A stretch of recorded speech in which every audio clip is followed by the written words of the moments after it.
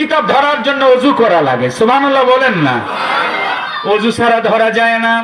যারা এই কিতাবের সাথে সম্পর্ক রাখে কবরে শোয়ানোর পরেও আযাব হয় না। কি বলেন ঠিক কিনা? মাটির আল্লাহ বলে ধরিস না, সুবহানাল্লাহ বলেন না।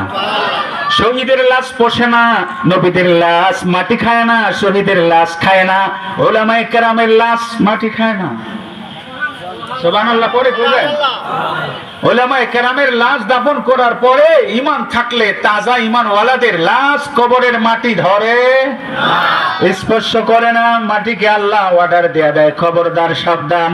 আগে বলেন তো জমিনটা কার? আরো আস্তে বলেন কার?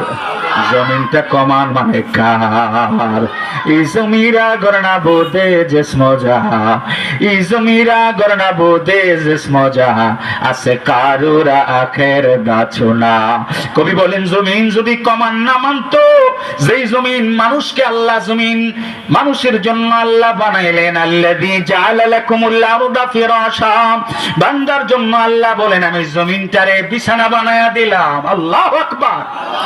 এই জমিনটারে আমি আল্লাহ বিছানা বানায়া দিলাম। ওয়াসসামা বিনা, আকাশটারে আমি আল্লাহ ছাদ বানায়া দিলাম।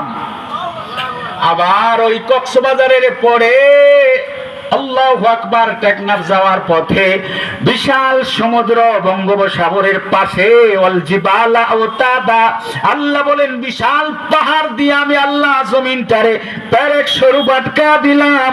আমার বান্দারা জমিনে চলবে, নড়াচড়া যেন না হয়। আল্লাহু আকবার।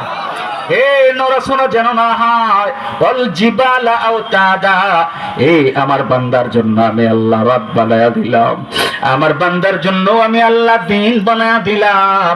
ওয়াজআলনান নাহারা মাআশা, দিনের সূর্য উদিত হবে, আমার বান্দা খাবারের সন্ধানে বের হয়ে যাবে, রিজিকের সন্ধানে বের হয়ে যাবে। ওয়াজআলনান নাহারা মাআশা ওয়াজআলনাল লাইলা লিবাসা।